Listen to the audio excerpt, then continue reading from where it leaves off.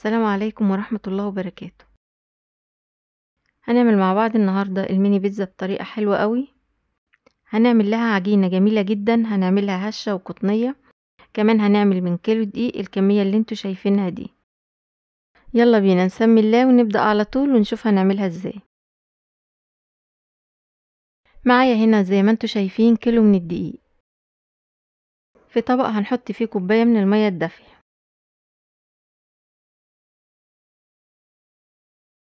بعد كده هحط معلقة من الملح، معلقة صغيرة، ومعلقة كبيرة من السكر. معايا كيس من الخميرة الفورية. بعد كده ضفت معلقة من الزعتر. مش هعمل اختبار للخميرة، يعني كانت ناجحة معايا. انت لو عايزة تجربيها زي ما اتفقنا هتحطيها في شوية مية دافية لوحدها. بعد كده هتسيبيها، لو خمرت وارتفعت تمام تشتغلي بيها، لو ما خمرتش خلاص ما تشتغليش بيها. هقلبهم مع بعض كويس قوي لحد ما الملح والسكر يدوبوا.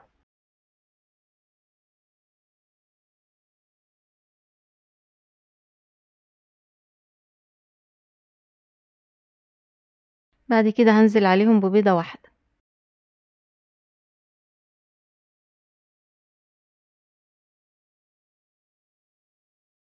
وهحط معاها حوالي معلقتين من الزيت.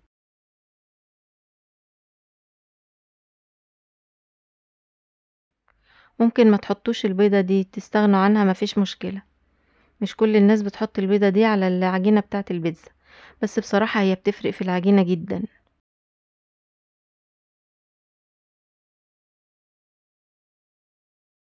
هنقلبهم مع بعض كويس لحد ما نتأكد ان كل حاجة فيهم دابت.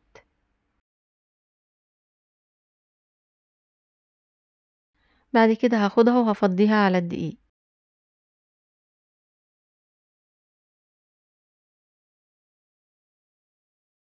انا كيلو الدقيق هنا خد معايا كوباية ونص.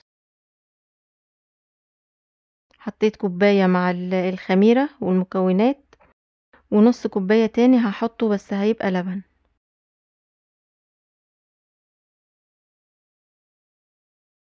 كيلو اخد معايا كوباية ونص بس لان الكوباية بتاعتي كبيرة. ممكن عند حد تاني ياخد كوبايتين، بيبقى حسب معيار الكوباية.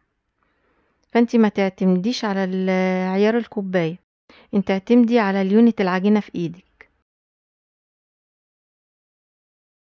هنقلب بقى الكلام ده كله مع بعضه كويس بالمعلقة. بعد كده هضيف نص كوباية من اللبن زي ما قلت لكم. برضو كوباية اللبن وانا بحطها هتبقى دافية شوية. معايا نص كوباية اهوت هضيفه عليها. انا ضفت شوية ورجعت حطيت الشوية التانيين دول. دي اسهل طريقة لعجينة البيتزا واضمن طريقة ان انت تحطي كل حاجة مع بعضها قبل ما تضيفيها على الدقيق. لما بتدوبي كل حاجة الاول في كوباية مية قبل ما تحطيها على الدقيق، تبقي ضامنة ان الدقيق اتشرب من كل حاجة مرة واحدة. دي اضمن طريقة ممكن تعجني بيها اي معجنات.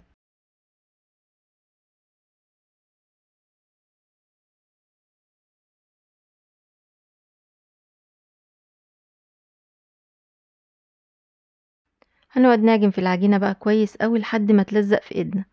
هو المطلوب بقى من العجينة بتاعة البيتزا دي عشان تطلع معاكي قطنية وهشة كده وطرية، لازم تلزق في ايدك بالطريقة اللي انت شايفاها دي اهوت زي ما انتوا شايفين كده. هنضف ايدي بقى من العجينة. بعد كده هروح اغسلها تحت الحنفية وهنشفها كويس قوي. خلاص غسلنا ايدينا ونشفناها كويس قوي، ولازم تنشفيها كويس قوي ما يكونش فيها اي مية خالص. هنحط بعد كده معلقة واحدة من الزيت، وهنبل ايدنا الاول كده من الزيت، بعد كده هنلم بيها العجينة. مش هتلزق في ايدك ابدا. احنا بنعمل كده طبعا علشان نعرف نكمل عجن. اهوت زي ما انتوا شايفين العجينة ما بتمسكش في ايدي خالص. هنعجن فيها بقى كويس تاني كويس قوي لحد ما ننعمها خالص. خلاص كده العجينة خلصت معايا، هلمها زي ما انتوا شايفين بايدي كده، وهنغطيها بكيس بلاستيك او ورق استرتش. المهم ما نغطيهاش يعني بفوطة علشان ما تلزقش فيها، علشان اي حاجة قماش هتدخل هوا للعجينة وهتخلي الوش بتاعها ناشف. فهنغطيها الاول باي حاجة بلاستيك، بعد كده هنغطيها بالفوطة. بعد كده هنبدأ نعمل الصلصة اللي هنحطها على البيتزا. طبعا دي احلى صلصة ممكن تحطوها على البيتزا، احلى طريقة بصراحة ممكن تتخيلوها. هتجيبي طبعا كمية الطماطم المناسبة للبيتزا، وهتحطي عليها بصلاية كبيرة، وهتحطي قرن فلفل، وتلات اربع فصوص من الثوم، ومعلقة صغيرة من الملح، ومعلقتين صغيرين من السكر. يبقى لازم السكر اكتر من الملح. بعد كده هحط معلقة من الزعتر او معلقتين صغيرين. بعد كده هحط عليهم ربع كوباية مية بس. بعد كده هنحطهم على نار هادية لحد ما الطماطم تستوي معانا بالطريقة اللي انتوا شايفينها دي. هناخدها بقى اول ما تبرد على الخلاط على طول. خلاص كده ضربتها في الخلاط، نعمت معايا خالص زي ما انتوا شايفين اهي. مش عايزة اقول لكم بقى على ريحة الصلصة دي وطعمها وجمالها، بجد من ريحتها وحلاوتها هتبقوا عايزين تاكلوها بالعيش. احلى صلصة ممكن تعمليها للبيتزا هي بالطريقة دي. وادي العجينة اختمرت معايا على الاخر زي ما انتوا شايفين اهي. هشيل بقى الكيس واحاول اسلك منه العجينة كده. بعد كده ههبط العجينة بايدي شوية كده، وبعد كده هنشتغل فيها على طول.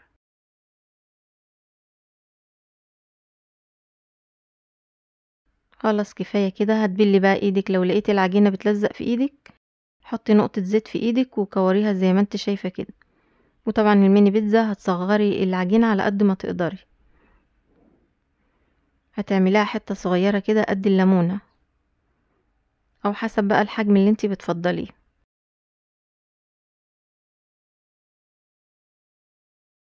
في ناس بتعملها صغيرة قوي لدرجة ان هي ممكن تبقى قطمتين اتنين بس طبعا دي مش مستحبة، يعني محدش عنده صبر انه هياكلها بالطريقة دي او هيعملها بالطريقة دي. انت كبريها شوية كده، خليها قد القرصة الصغيرة. وعلى فكرة مش بتحتاج ندهن ايدنا كتير بالزيت، هي اول دهنة بتعملي بيها 5 6 على ما بتفكري انك تدهني ايدك تاني. بعد كده بنحطها على الصاج بعد ما دهناه فرشة من الزيت. ودي طبعا برضو خطوة مهمة، اي معجنات نحطها لازم ندهن الصاج نقطتين الاول من الزيت.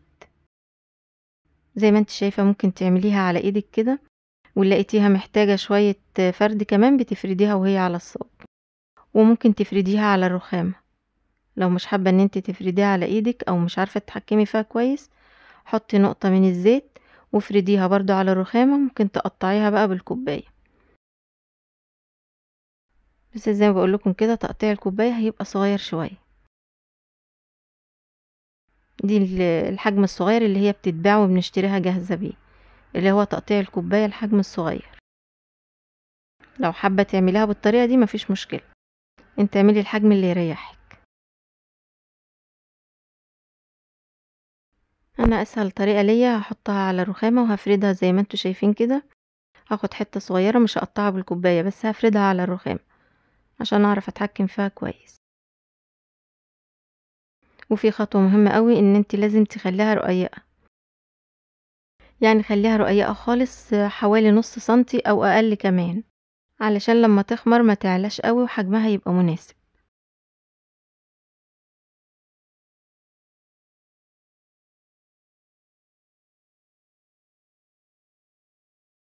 خلاص كده هكمل انا بقى باقي الكمية وارجع لكم تاني.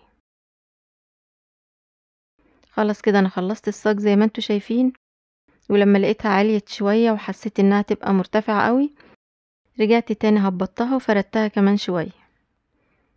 بعد كده هنحط بقى على كل واحدة معلقة من الصلصة اللي احنا عملناها.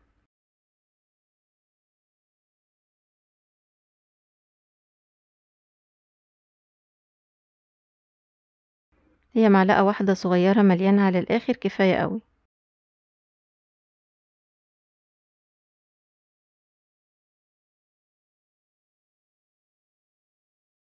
لان الصلصة لازم تبقى على البيتزا وسط، لا هي تقيلة قوي تخليكي تجزعي وانتي بتاكلي، كمان هتضيع اي طعم وخضار محطوط عليها او اي جبن، ولا هي تخليها خفيفة قوي يبقى طعمها مش باين برضو وتبقى مش حلو.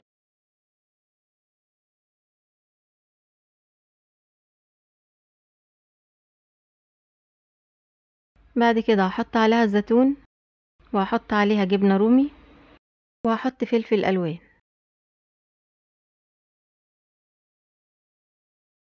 بعد كده هبقى احط لها برضو لانشون، وهحط لها فلفل اخضر. اي فلفل موجود عندك، اي حاجة ممكن تحطيها عليها.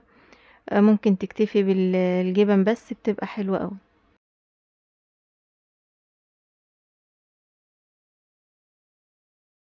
على العموم الميني بيتزا ما بتحبش الحاجات الكتير، اي حاجة بسيطة بتحطيها عليها بتبقى حلوة.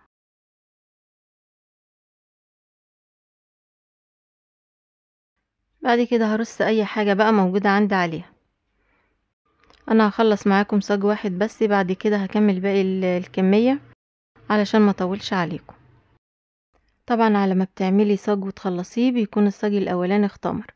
ده اول حاجة ندخله الفرن. بندخل طبعا البيتزا على درجة حرارة عالية. بنخلي بالنا منها، كل شوية نفتح ونبص عليها بمعلقة كده او سباتولا. بنرفعها من تحت ونبص، لو لقيناها لونها اصفر حاجة بسيطة كده نشيلها على طول. البيتزا ما بتتحمرش من تحت، كل ما بتحمر وتقعد معاكي كتير في الفرن كل ما بتنشف. خلاص كده خلصت كل الكمية زي ما انتوا شايفين. ما شاء الله، من كيلو دقيق واحد عمل معانا كمية حلوة قوي. وطبعا انا ضفت للبيتزا كمان فلفل اخضر، ما كنتش ضيفاه، كنت ناسياه. وانا بشتغل كده افتكرته، كنت حاسة ان في حاجة ناقصة. قطعته ورصيته على البيتزا على طول، وزي ما انتوا شايفين كده مستوية حلوة قوي. ارتفعت معايا بالحجم المناسب زي ما انتوا شايفين، مش عالية قوي ولا هي رقيقة قوي. الحجم الوسط ده بيبقى حلو جدا. مش عايزة اقول لكم بقى طرية وهشة من جوه، تحسيها كده العجينة بتاعتها قطنية. نص كوباية اللبن والبيضة اللي حطيناها فرقت في العجينة جامد. بتفرق حقيقي في المعجنات جامد جدا. ولو حباها بقى تبقى احلى واحلى، ممكن تعجنيها كلها بلبن، او ممكن كوباية زبادي بتضيفيها للعجينة بتخليها حلوة برضو. زي ما انتوا شايفين العجينة طرية من جوه، شكلها ابيض كده وجميل، ومن بره شكلها تحفة جدا. مش عايزة اقول لكم بجد طعمها رائع، طعمها حاجة كده في منتهى الجمال. بعد كده لو حابة تحطي عليها كاتشب ومايونيز، الاطفال طبعا بتحب الكاتشب والمايونيز على المعجنات، بيبقوا مبسوطين وفرحانين بيها. انا مش هحط عليها كلها، انا هحط على بعض واحدة بس. تقدري تشيلي منها بعد كده في الفريزر عادي خالص، بتحطيها في اطباق فل وبتسلفنيها، او بتحطيها في اكياس بلاستيك وبتحطيها في الفريزر برضو. وقت ما بتحبي تطلعيها، بتطلعيها في قلب كيس، ما بتسيبهاش متعرضة للهواء. بعد كده شوية صغيرة بتلاقيها فكت خالص وكأنها لسه طالعة من الفرن. في بعض واحدة كده حطيت عليها جبنة من في العلب. ممكن لو ما فيش جبنة رومي او جبنة موتزاريلا، بتحطي جبنة من اللي في العلب، بيبقى طعمها تحفة جدا. انا كل ما اعمل بيتزا لازم اعمل واحدة بالجبنة اللي في العلب دي، بيبقى طعمها خطير. وبكده ابقى خلصت معاكم الميني بيتزا. عملناها في البيت بطريقة ناجحة ومضمونة، افضل بكتير طبعا من الجاهزة. كفاية ان احنا عاملين دي بايدينا في البيت، ضامنين نظافة الدقيق، ضامنين نظافة كل حاجة بنحطها فيها. كمان بتبقى اقتصادية، بنعمل كمية حلوة قوي، بتبقى اوفر بكتير طبعا. اتمنى الطريقة تكون عجبتكم، اتمنى تجربوها بنفس الطريقة، وبألف هنا وشفا.